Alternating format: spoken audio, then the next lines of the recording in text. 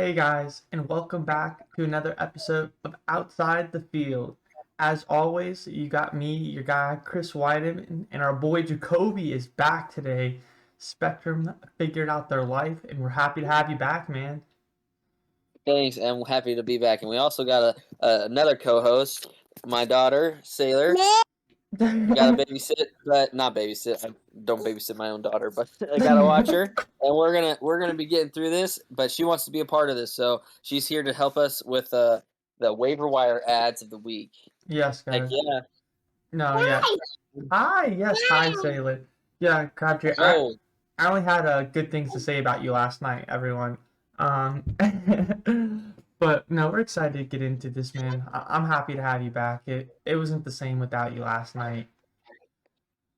yeah. I was kind of frustrated to not be there. And with Spectrum, like honestly, I'm done with Spectrum. Like that, I'm changing it up. So hopefully we won't have these issues anymore. But yeah, let's get into our targets this week, man. I think we got some great picks. I know I'm excited about my waiver ads. This is kind of like I know this is a video you guys all need, and like I say like I'm not a big waiver guy, and I'm really not. Like I go through the targets, but like I feel like this is a great opportunity this week to pick up some solid ads, especially if those bye weeks are starting to hit this week. So this is a great week to start looking at them. Um, Oh, you turned the lights off. uh, yeah, it's not like I think we're just in the middle of the season, so you're not really getting like potential league winners off the like waiver anymore. So you're getting more people you can kind of plug and play for maybe this week, couple weeks, or I mean, receiver is kind of the only position where you see maybe people like really step up, or you're just picking up a running handcuff. Sorry guys, this is gonna be a rough one. Okay, But we're gonna get it through it. Sailor's here for the entertainment. We're here for the knowledge. so who's your quarterback out of the week, man? Bro, you guys know I love him. Taylor Heineke is the quarterback ad. He's got a juicy matchup against my hometown Chiefs. I think he's gonna put up some numbers. Last week was his worst performance he's had as a starter. Yeah, laugh it up, Chris. I look like freaking Jasper the Ghost over here. But he had his worst performance last week. I think a lot of people are gonna be like worrisome and like eager to like drop to go pick up other players. This is a golden opportunity to go pick him up. He has only like produced all of his starts except for last week. It was a tough He's matchup too. Yeah, it was tough. Yeah, they played the Saints, and that's tough any given week. But Taylor Heineke, even with that tough week last week, ranked QB 14 right now. So like he's not going away. He's gonna get you like I think at least a 20-point game from the Chiefs, and then he's got I think this week 30-point upside in standard scoring. Just because of how porous that defense is, how alive that offense is. Doesn't matter who they play, they're going to put up points, and you got to throw the ball to stay up with them. So I think this is a great week to not only pick them up but start them too. I agree. I think that the matchup's great, and I think some people will panic after last week. So especially in one QB leagues, I think it's really possible he's out there. So I like that call. It was probably gonna be my call, but since you threw out Mr. Heineke, I want to get another name for us to stream out there this week. I flamed Crabtree for telling you guys to sit him last week, and then somehow, against all odds, he went out and actually had a really productive week. So my QB ad, if you guys need to go stream someone and Heineke's not out there, is Mr. Carson Wentz, guys. He's kind of up and down, but he gives you a little rushing upside. He's starting to look a little bit better as the year goes on. Pittman's doing really good out there. Paris Campbell plays well now that they got him back, and they get a great matchup up against Houston. So if you need a QB to stream for the week and that's how you play, I'd maybe go look for Carson Wentz's way this week for a QB to go pick up. Yeah, no, I like Carson Wentz. Like I don't know. Like I think last week was kind of an anomaly. I don't see him scoring that much any given week again. I think that's the highest his output will be all season. And also, I just gotta say, Carson Wentz, you and me are not on talking terms right now. Um, just ECR after QB I had that. 29. I was so confident in that sit too, playing the Baltimore defense. I was so confident. I thought that was a good one, and here you are just exposing me. But congratulations, y'all still lost. But who you got for your running backs waiver ad this week? I mean, yeah, this one is just like maybe running back's a little thin for you. Maybe you had Saquon, but I think Devontae Booker, he's obviously going to get the majority of the work out in New York, guys. So I don't think he's a bad ad. I mean, he's obviously not going to be a sexy pickup. He's just not a very good player at this point in his career, but running back is honestly abysmal. And I mean, he put up points last year or last week. He gave you 20 points. He gave you 16. I mean, he did get 2 touchdowns, so I'm not going to expect that every week. But Daniel Jones is hurt, so they could potentially lean on the running game. So I think Devontae Booker is probably about the best you'll find off the waiver wire right now at the running back position. I agree, man. I think like I don't think there's anybody out there right now that like, hey, you're looking to like pick up for long term, except maybe a Daryl Williams, but like that's a little bit more risky just because like there's been like large talks of maybe going to the Chiefs maybe going to trade for Marlon Mack. So you still don't have a lot of clarity with And that group yet. And not only like you got McKinnon, who like I think will be like slightly involved, and not only like we had just have seen that the Chiefs running back isn't necessarily a super valuable position in general for honestly like the last 3 years since Kareem Yeah. left. Here's But anyways, yeah, I do like Booker. He was going to be my ad, but I think I liked my second pick a little bit better, and Chris wanted to go with Booker. So I 100% agree with Booker. I think if you look back at like all the games Saquon's been out over like the last 3 years, Booker's been a pretty dependable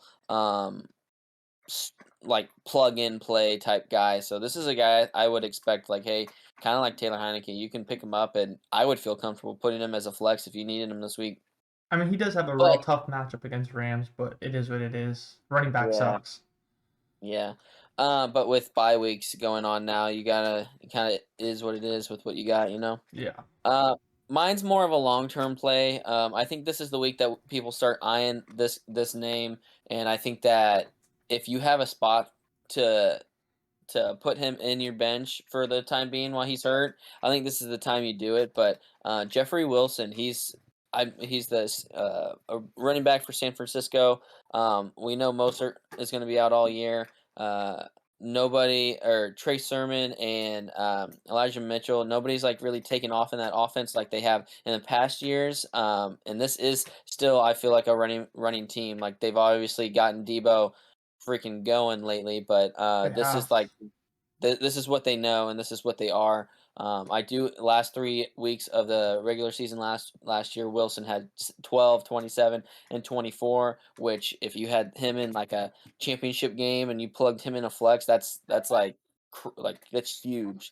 But It was. yeah, I think Wilson is a guy that you could snash away and potentially he comes back late November. This could be a guy that could help you for your playoff run and put you over the edge. So this is somebody if you're low on running backs and don't have like a lot, and you're running with only 2 starters and that's it. This is a guy I would definitely snatch away. So I like what do his you think about? I like his impact later in the season. You know, I like thinking long term. I think it's always a play. I mean, we are a little month out, so maybe like you might maybe wait a week or two, but I don't know. We'll see. I mean, ultimately, like I think I'd rather snag him if I have the space than just leave him out there and risk it. You know. So I definitely Yeah, agree.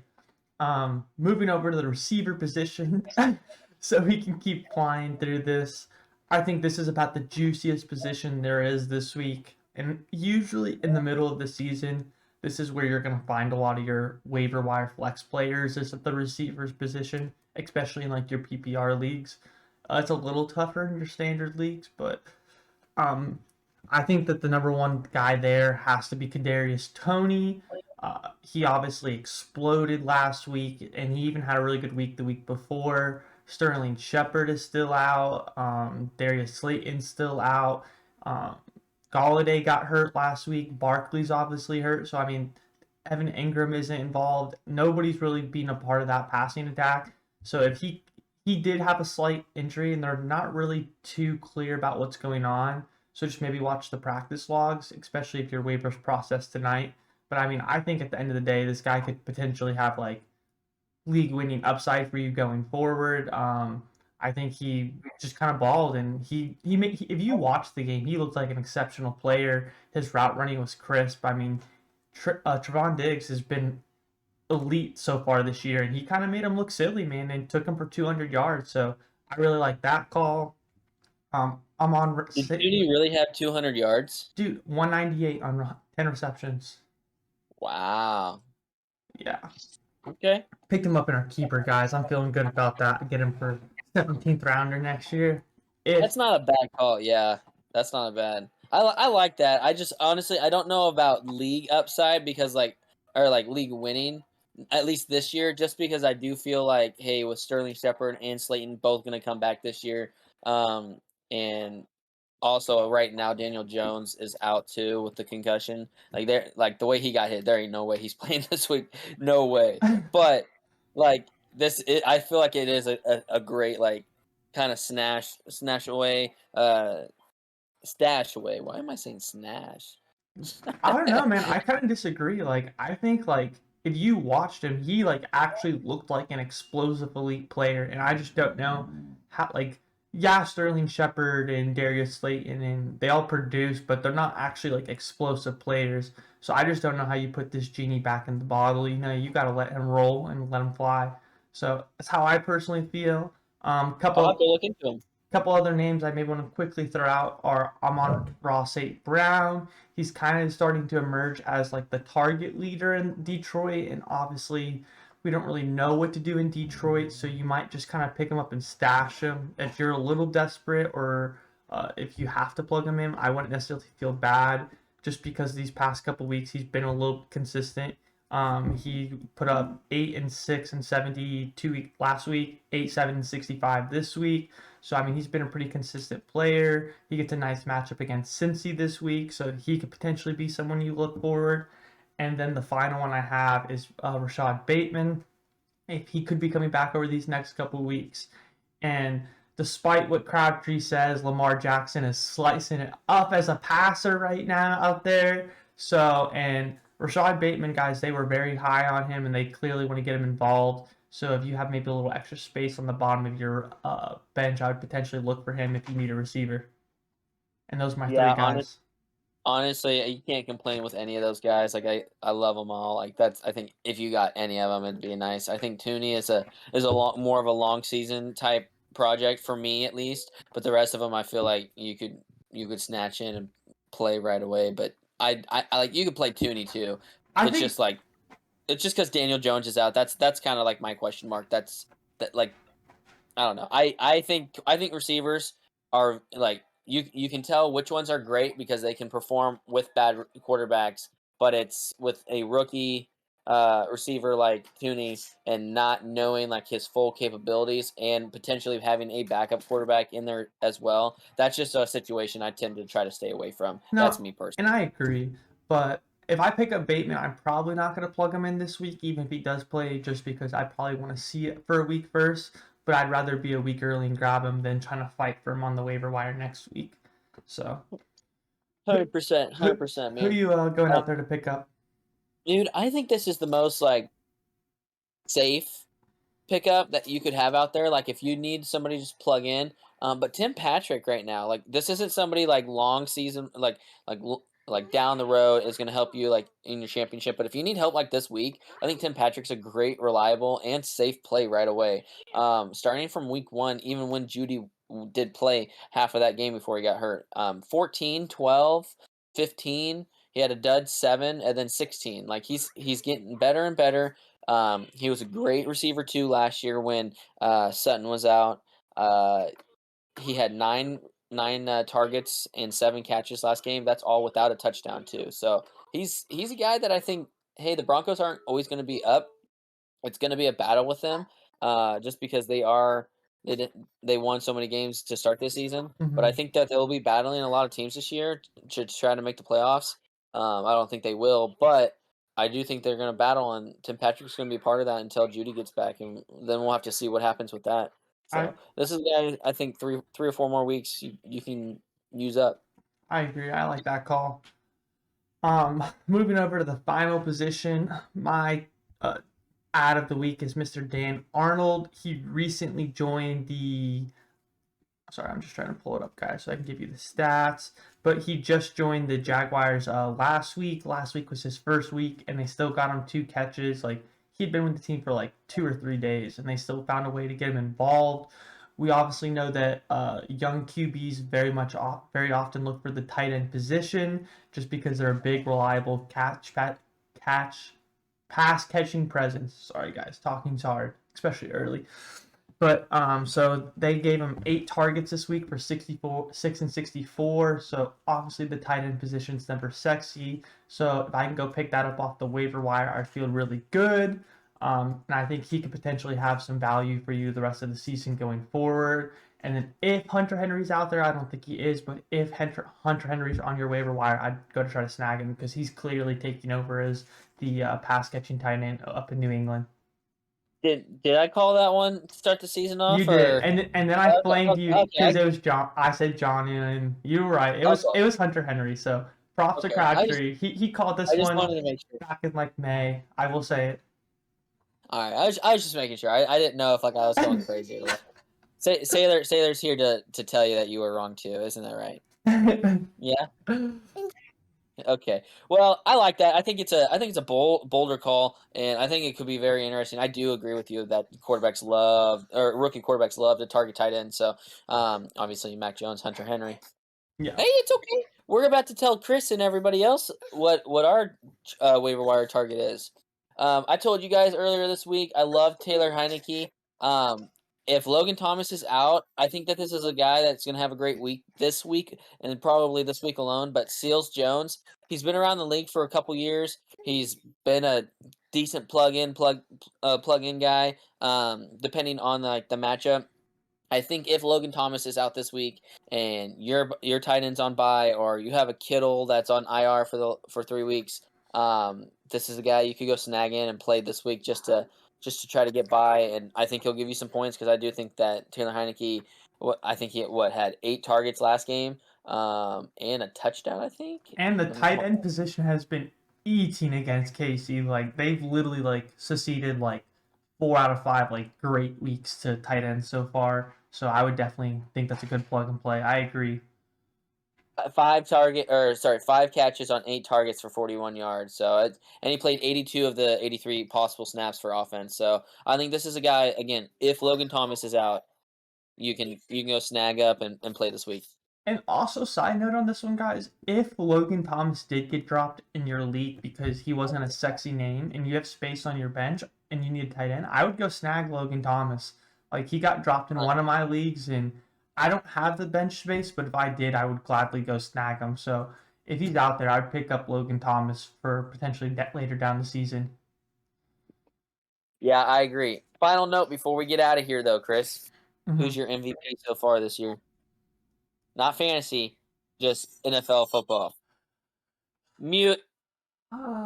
That's funny. She muted for a second. There you go.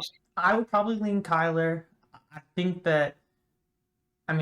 you could make an argument for Mahomes still. Like, I think without Mahomes, the Chiefs are 0-5. I think you could make an argument for Herbert. Herbert's making the Chargers look really good. And honestly, you're going to hate it, but I think an argument can be made for Tom Brady too, because that defense has not played well, and he's kept them in the games very heavily. So I think those are probably the 4 front runners, like, at this point for me personally. But I would probably say Kyler's like 1. Kyler 1, huh? Yeah. Watch the come up, guys. Herbert, Justin Herbert. Watch him come up. Right now, he's not in my top 5. He's not. He's like right there, like on the 6th. But he's not just like climbing. He's going straight up. So who's your 1 right now? Man, it's hard not to go Kyler right now. But I do think just because of how hard that Taylor, it's okay. Come here. I think just because of how good that division is, he's going to get a few more losses, and the more losses a team has, it's the less likely you see said player win. But they have 0 losses.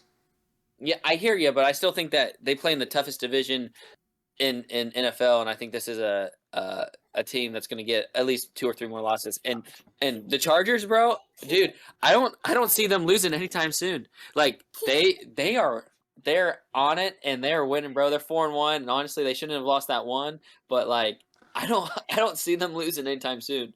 Like Chiefs should be very, very worried this year. You know who's the MVP not at the QB position right now? Yeah.